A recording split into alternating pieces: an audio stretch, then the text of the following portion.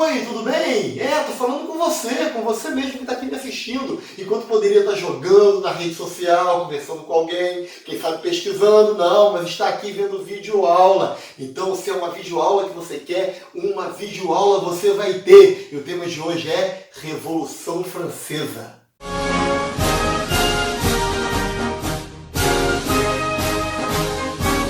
A aula de hoje será sobre Revolução Francesa. E quem nunca se fez essa pergunta, por que estudar a Revolução Francesa?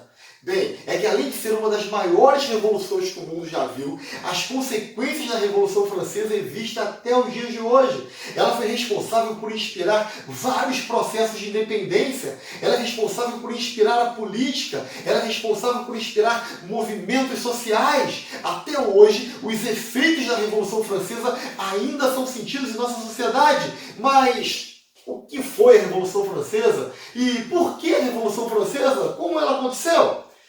Para entender a Revolução Francesa, é necessário entender o que estava acontecendo na França naquela época.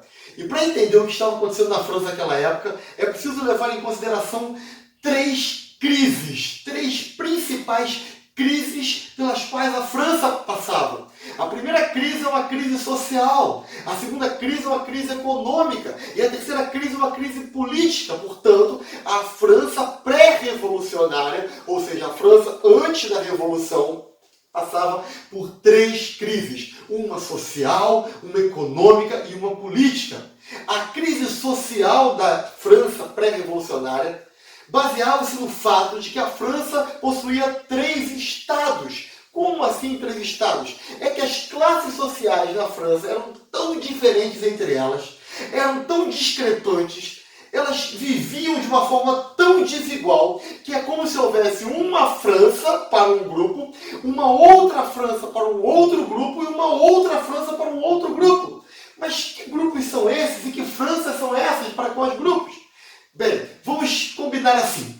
O primeiro estado, ou o primeiro grupo, mas o primeiro estado, como é mais conhecido, era formado pelo clero, pelos religiosos, pelos líderes religiosos. Esses não pagavam impostos e tinham vários benefícios vindo do governo, que era do rei. O segundo grupo é o grupo dos nobres, ou melhor, o segundo estado era representado pelos nobres, que também não pagavam impostos e tinham várias leis que os protegiam. E o terceiro estado era... Bem, o terceiro estado eram os outros. Aqueles que não eram nem do clero e nem eram nobres, eram do terceiro estado. E esse era um problema, porque ali você tinha burguês, rico, comerciante, donos de modos de produção, grandes pessoas com grande riqueza, tinham pequenos e comerciantes também, e tinham trabalhadores, tinham operários, tinham desempregados. Bem, quem não era clérigo, ou seja, quem não estava no clero, e quem não era nobre, quem não era da nobreza, era do terceiro estado. Então, há uma crise social, porque você tem uma França totalmente desigual. Dois estados que eram um pouquinho só da população, tendo muitos privilégios, enquanto uma classe inteira do terceiro estado não tendo privilégio nenhum. O terceiro estado tinha que pagar impostos. O terceiro estado tinha que trabalhar para sustentar a França. O terceiro estado era a massa operária, eram os trabalhadores, também os autônomos, os comerciantes. E esses trabalhadores, autônomos, comerciantes tinham uma insatisfação, porque nós é que produzimos para a França existir e não recebemos privilégio nenhum. Enquanto que os burgueses, os mais ricos, mas que também eram do terceiro estado, tinham outra reclamação. Nós pagamos a maior parte dos impostos. Somos os mais ricos. Somos os que fornecem, os que contribuem com a maior quantidade de dinheiro. E nem por isso também temos privilégios. Nem por isso podemos participar das decisões políticas, das decisões militares, das decisões, sejam elas quais forem. Imagine, por exemplo, que você vai numa pizzaria. Você vai na pizzaria com um grupo de amigos. E chegando lá, você gosta de comer, sei lá, pizza de 4 queijos, vamos dizer. 4 queijos. Gosta de 4 queijos? Comenta aqui embaixo qual é o sabor de pizza preferido. Você gosta de 4 queijos nessa metáfora. Mas os seus amigos, um gosta de frango catupiry, o outro gosta de mussarela, o outro gosta de pizza doce de chocolate com morango, que inclusive é a minha favorita. Mas você gosta de 4 queijos. Chegando na pizzaria, então, os amigos se reúnem e perguntam qual vai ser a pizza, o sabor da pizza. E você diz, gente, eu vou pagar para todo mundo. Se você vai pagar a conta, você escolhe o cardápio, você escolhe a pizza. Tá, se você for um cara legal, você distribui com os amigos, mas a sua pizza vai existir. Você vai querer que pelo menos um pedaço seja de 4 queijos. O problema é que a burguesia pagava a conta para todos, ela pagava os impostos para sustentar a todos, os privilégios da nobreza, os privilégios do clero, os privilégios do rei, e ela própria, a burguesia, não podia escolher o sabor da pizza, ou melhor, não podia fazer escolhas nenhuma para a França. Isso era uma tremenda crise social. Junto com a crise social, estava faltando dinheiro para comprar pizza, ou melhor, a França passava também por uma crise econômica. Havia um problema econômico na França. E o principal problema econômico francês tinha a ver com dívidas. A França estava devendo dinheiro para outras nações. Além disso, a França havia entrado em algumas guerras, alguns conflitos, que fizeram com que a França gastasse muito dinheiro. Vamos dar um exemplo da Guerra dos 7 Anos, que a França vai lutar contra a Inglaterra e perde a guerra para a Inglaterra. E com isso há muito prejuízo. O problema é que, para se vingar da Inglaterra, a França acaba apoiando os Estados Unidos no processo de dependência dos Estados Unidos contra a Inglaterra. Inclusive, temos uma videoaula aqui no canal sobre a América Inglesa, que fala da independência dos Estados Unidos. Bem, só que quando a França apoia os americanos na independência contra a Inglaterra, ela acaba apoiando também financeiramente. E isso gera ainda mais gastos. E a França, que já não tinha muito o que gastar, acaba gastando o que não tem, aumentando a sua crise. Para piorar a crise econômica, a fome começa a assolar os franceses. Por que a fome? Porque não tinha dinheiro? Sim, é um fator, mas também porque alguns eventos naturais começam agora a desfavorecer a produção. A França começa a passar por um período de baixa produção. E então agora a fome começa a assolar as camadas mais pobres. Aquelas pessoas já se sentiam injustiçadas pela questão social. Agora elas estão se sentindo famintas, querendo que alguma coisa mudasse na sociedade francesa, querendo que alguma coisa mudasse na economia francesa. E por estar endividado e com fome, o rei francês não tem outra alternativa a não ser fazer acordos com outros países. Mas nesses acordos, ele acaba tendo que ceder alguma coisa. E comerciantes de outros países, comerciantes estrangeiros, começam agora a vir para a França vender seus produtos. Logo, os comerciantes locais franceses começam a perder espaço, e perdendo espaço perdem venda, perdendo venda perdem lucro, perdendo lucro começam a demitir funcionários, e o desemprego gerando ainda mais fome, gerando ainda mais caos. A crise social somada à crise econômica leva a França a uma crise política. As pessoas começam a questionar se o rei está preparado para resolver os problemas do seu país. As pessoas começam a se questionar se o rei é de fato o melhor para conduzir a França. E para juntar ainda mais nesse desespero do rei, nessa revolta das pessoas contra o rei, a rainha também não ajudava muito. Você gosta de uma fofoca? Tá.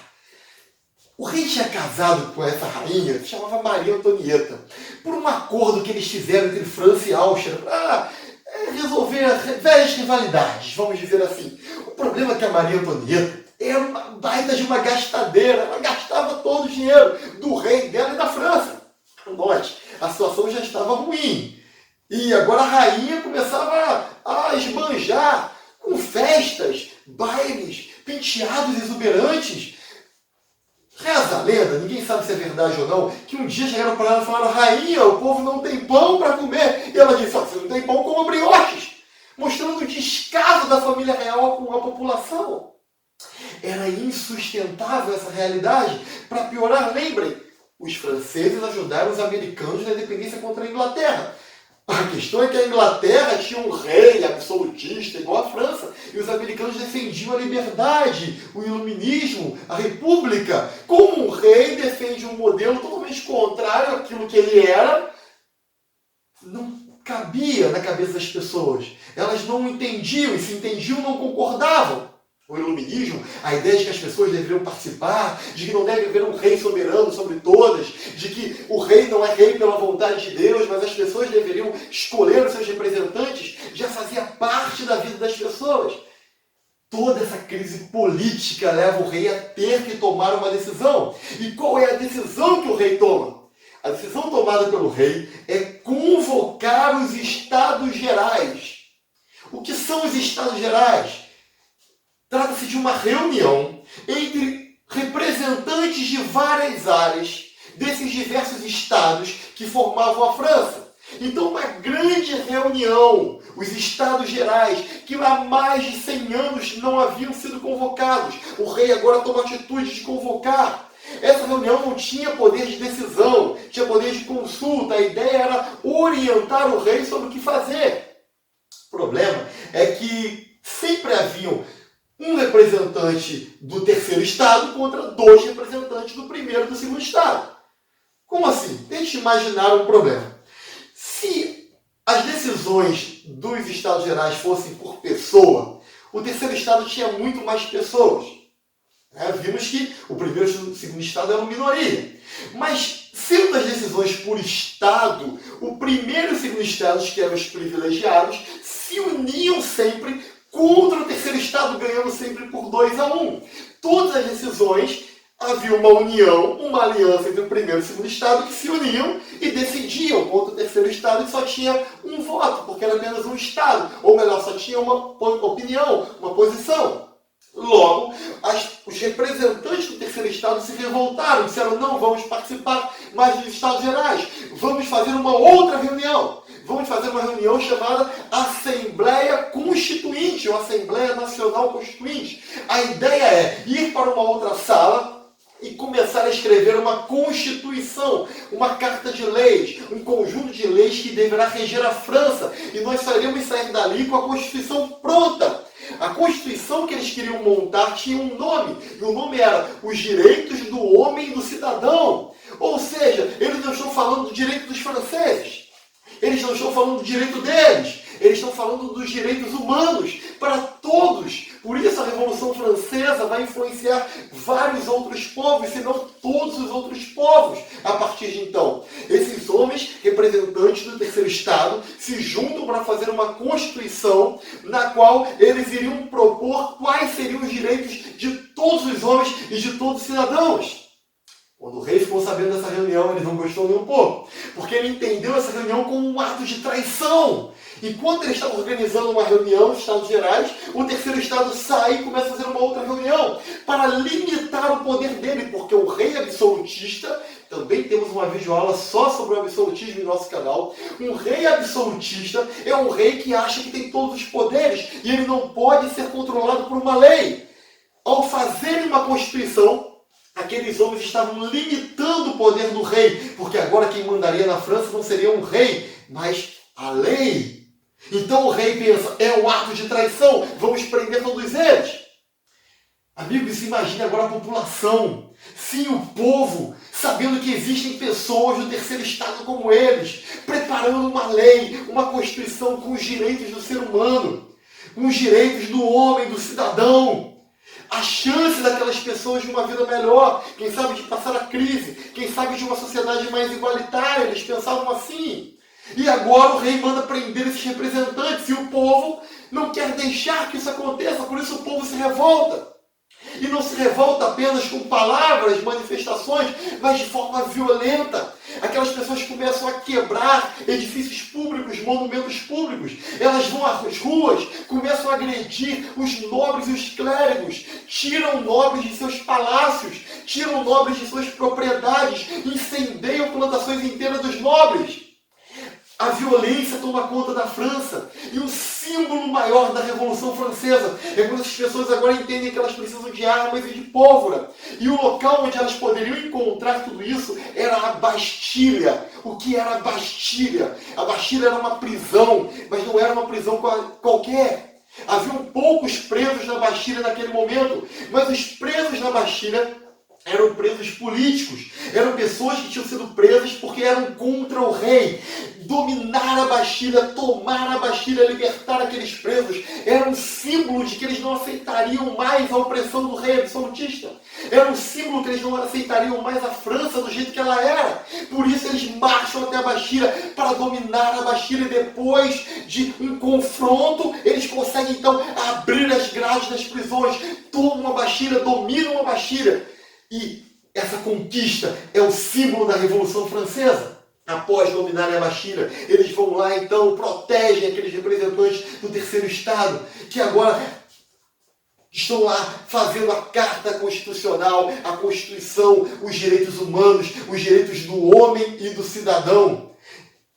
E agora o rei não tem outra escapatória a não ser aceitar essa nova situação e perceber que para ele continuar rei, ele teria que se curvar à lei, ele teria que se curvar à Constituição, formando então na França uma monarquia constitucional. Ou seja, o rei continua monarca, mas quem rege a vida das pessoas não é um ser humano, é uma lei, é uma Constituição, é um conjunto de direitos e deveres. O rei agora está sujeito à lei como todos os outros seres humanos estão. Começamos então a primeira fase da Revolução Francesa. Como assim? Como dissemos, toda essa crise se tratava da França pré-revolucionária, da França antes da Revolução Francesa. Agora, com essa monarquia constitucional, nós temos então a primeira fase da Revolução Francesa, que se chama fase da Assembleia, porque a França agora é regida por uma Assembleia, a Assembleia Constituinte, a Assembleia da Constituição, e o rei, embora rei, precisa também aceitar essa Constituição. Lógico que ele não aceitaria. E como o rei não aceitou, mas fingiu que aceitou no início, no início ele disfarçou, fingiu que aceitou, tudo bem, vamos tocar a vida assim. Mas logo que ele pôde, ele armou um plano para fugir da França para países vizinhos, onde os reis ainda eram absolutistas, para que com a ajuda desses países vizinhos, ele pudesse voltar um dia a tomar a França e retomar o seu velho poder. Imagine para qual país o rei tentou fugir. Quem é que tem uma ideia? Coloque aqui agora, dê uma pausa no vídeo e coloca para onde o rei fugiu. Será que você vai acertar? Acertou quem pensou na Áustria. Mas por que a Áustria? Lembrem da rainha da Maria Antonieta, uma princesa austríaca, que casou-se com o rei por uma questão política. Ele tenta fugir para a Áustria, mas nessa tentativa de fuga ele é reconhecido. E ele é pego, e ele é preso. E agora ele é acusado de traição contra o movimento revolucionário. E o rei está agora preso, acusado de traição. Nova instabilidade política. Aqueles que acham que um rei preso, traidor, isso é demais. Aqueles que dizem, não, mas isso é necessário. E agora você tem uma ruptura dentro da Assembleia Constituinte. É claro que essa ruptura não começou nesse momento. Lembra que eu disse para você que o Terceiro Estado era formado por todas as classes que não eram nem do primeiro nem do segundo Estado, ou seja, nem clero, nem nobre?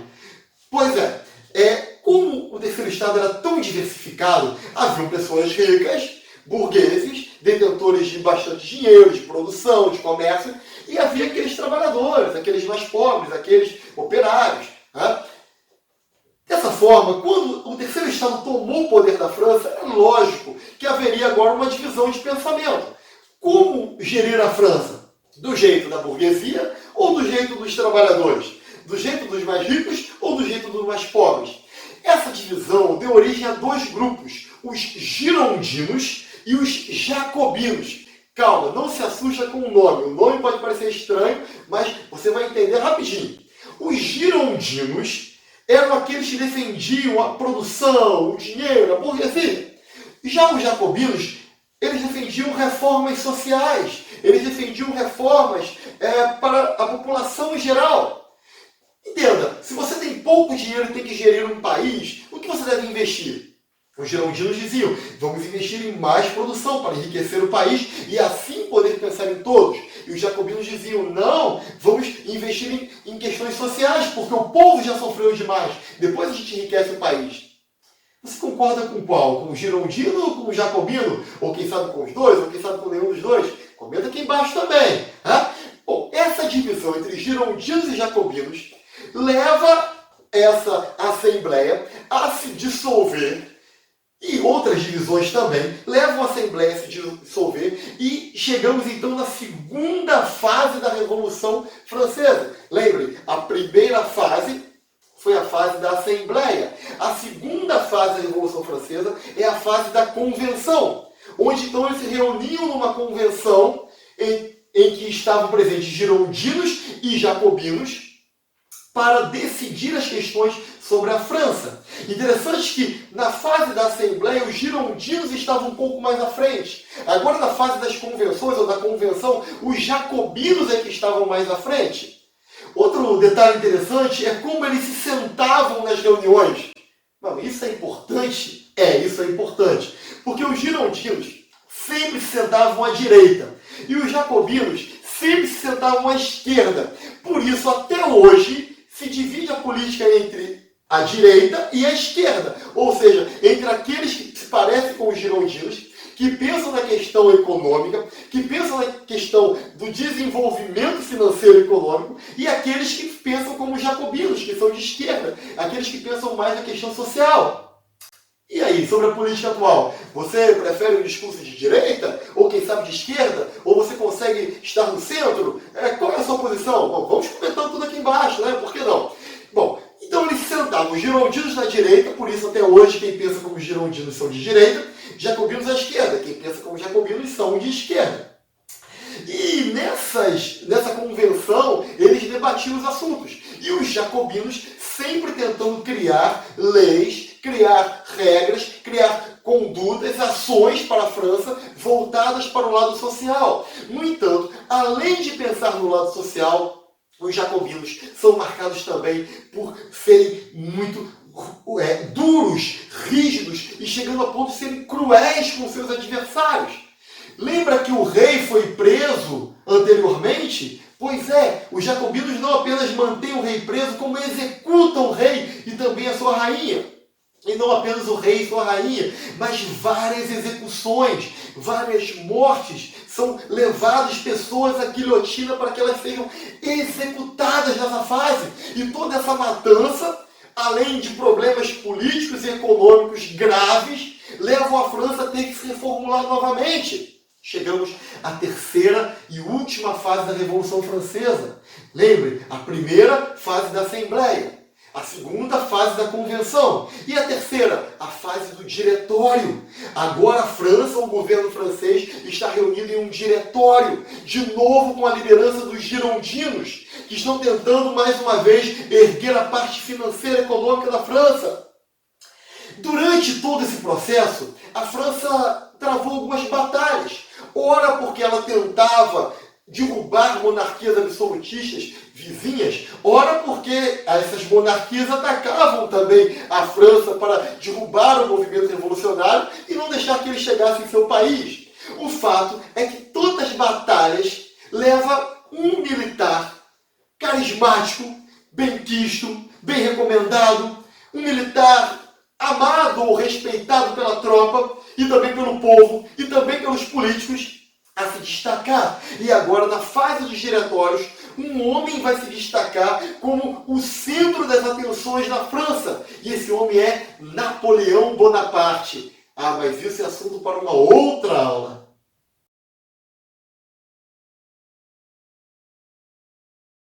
Na videoaula de hoje falamos sobre a Revolução Francesa e vimos que a França pré-revolucionária passava por diversos problemas políticos, sociais, econômicos.